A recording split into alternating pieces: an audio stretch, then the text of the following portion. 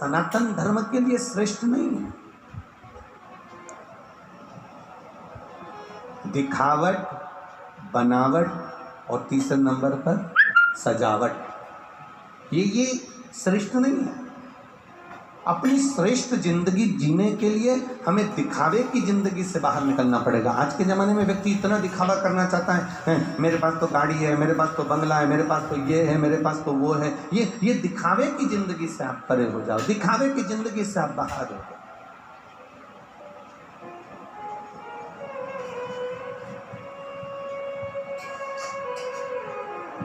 कई बार ऐसा भी होता है जो दिखता कुछ और है और होता कुछ और। हम दिखावट की जिंदगी से परे क्यों ना हो रहे हैं? मेरे भोलेनाथ जी को ना तो दिखावट चाहिए, ना तुम्हारा बनावट चाहिए और ना तुम्हारी सजावट चाहिए।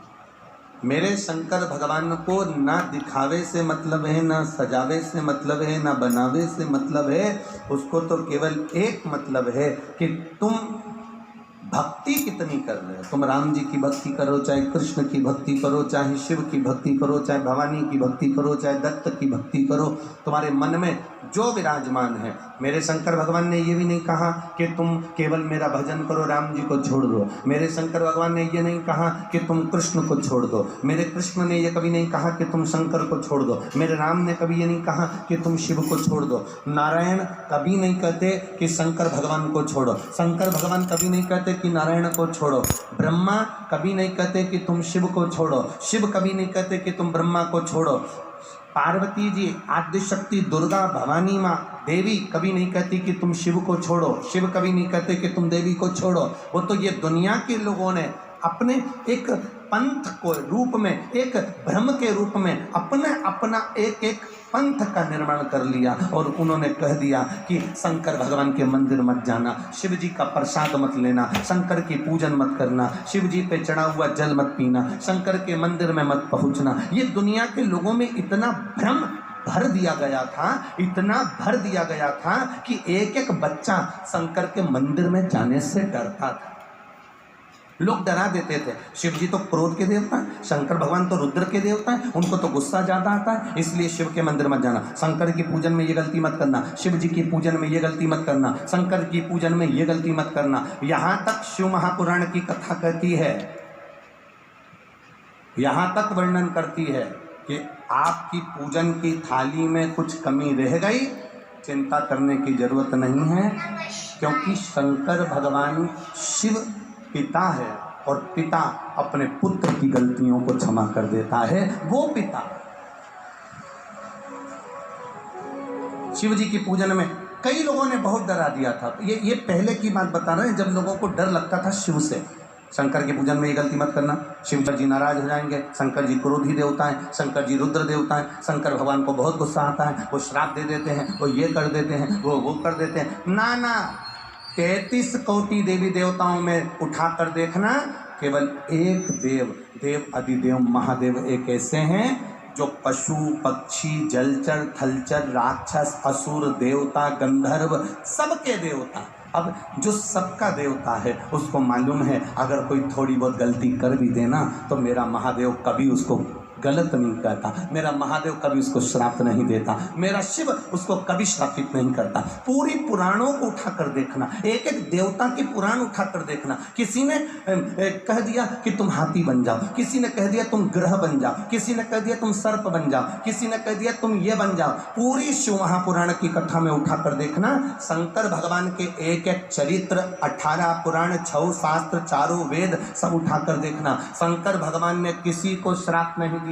कि तू ये बन जा, क्योंकि शिव किसी को श्राप नहीं देते। शंकर भगवान की पूजन में अगर कोई कमी भी रह जाए, शिव की पूजन में कोई कमी रह भी गई तो पार्वती जी उनके पास में विराजमान रहती हैं और माँ जगत जननी उनकी पूजन में कोई कमी नहीं आने देती, वो स्वयं कर देती हैं। ये शिव है, ये ओघड़ी है, ये दयालु है। बोल बम का नारा है, भवा एक सहारा है। शंकर अपनी पूजन में अगर कोई कमी, आप लोग जो कल 15 तारीख को रात्रि को 9 बजे आप लोग अभिषेक करेंगे अपने अपने घरों पर, पूरा विश्व उस अभिषेक को करेगा, पूरा विश्व। घर घर में शंकर का शिवलिंग बनेगा। आपको अगर कोई चीज़ नहीं मिली, कोई चीज़ नहीं प्राप्त हुई, समी का पत्ता नहीं मिला, बेलपत्र नहीं मिला, गुलाब का फूल नहीं मिला, या कमल गट्टा नहीं मिला, या काली मिर्च नहीं मिली, या गेहूं का दाना नहीं मिला, घबराने की बात नहीं है। उसकी जगह तुम्हारे पास जो रखा हो वो उस भाव का स्मरण कर कर के मैं गेहूं का दाना चढ़ा रही हूँ, मैं काली मिर्च चढ़ा रही हूँ, मैं बाबा को अन्न भाग चढ़ा रही हूँ, मैं भगवान को भोग। ये तुम्हारे चित्त से सेवा करो, तुम्हारे मन से सेवा करो। दिखावा नहीं चाहिए। दिखावट, बनावट और सजावट की जिंदगी से मेरा महादेव बहुत दूर है, बहुत दूर।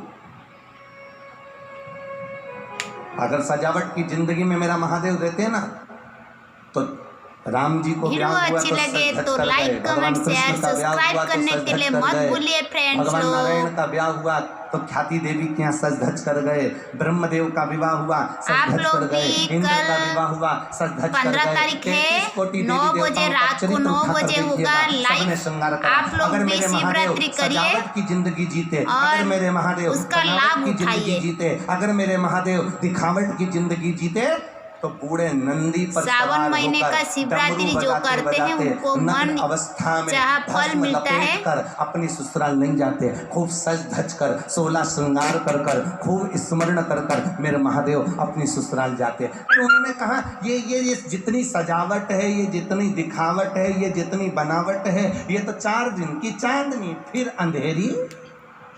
ये सजावट कितने दिन की रहती है? दुल्हन तैयार होके स्टेज पे पहुंच जाती है, उसके बाद क्या वो पूरी 2-4-8 साल तक ऐसी सजी धजी रहती है क्या?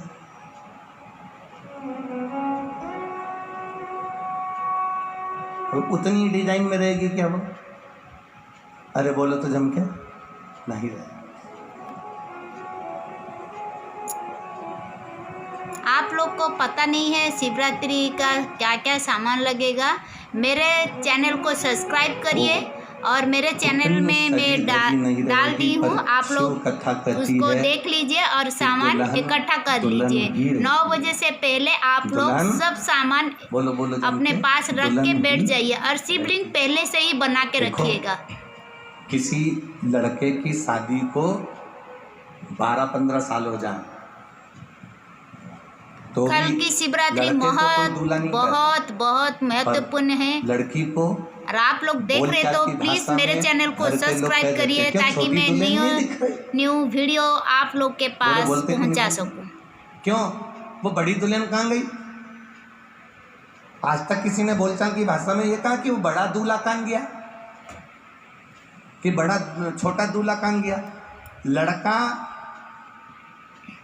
एक बार दूल्हा बनने के बाद उसके बाद उसको दूल्हा कोई नहीं कहता, पर दुल्हन जो 16 श्रृंगार करने वाली है, जो अपना घर त्याग कर, अपने पिता की देहली त्याग कर अपने पति की देहली पर पांव रखती है ना, वो जिंदगी भर के लिए दुल्हन बन जाती है। उसको कहा जाता है छोटी दुल्हन कहाँ है, बड़ी दुल्हन कहाँ है, छोटी दुल्हन को बुला दो, बड़ी दुल्हन को बुला दो। वो दुल्हन आखिरी तक भी, भले वो 70 साल की हो गई, 60 साल की हो गई, तो भी उसके घर के बुजुर्ग लोग 50 साल के होने के बाद भी कि छोटी दुल्हन का, छोटी दुल्हन का, बड़ी दुल्हन का, दुल्हन दुल्हन रहती है।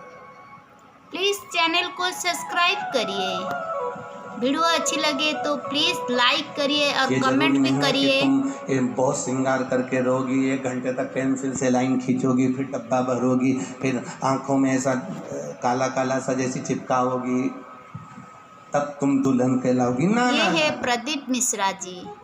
शिव महापुराण की कथा कहती है दिखावे से कोई दुल्हन कथा नहीं चल रहा है, शिव महापुराण का कथा चल रहा है। के साथ आप लोग जो वीडियो देख रहे हैं दुल्हन बन गई, मैं जो डाल रही हूँ। और कल का जो शिवरात्रि है, प्लीज आप लोग भी ये शिवरात्रि जरूर अपने घर में रुद्राभिषेक का शिवरात्रि करिए और उसका फल आप लोग को 1 साल के अंदर मिल जाएगा, बाबा ऐसे कहते हैं।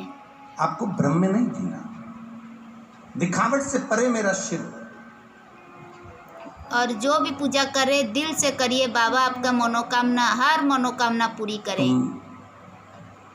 शिव जी को दिखावट पसंद नहीं है, शिव जी को बनावट पसंद नहीं है। बनावट नहीं शंकर भगवान को प्रिय। 2 संत थे, आपस में झगड़ लिए।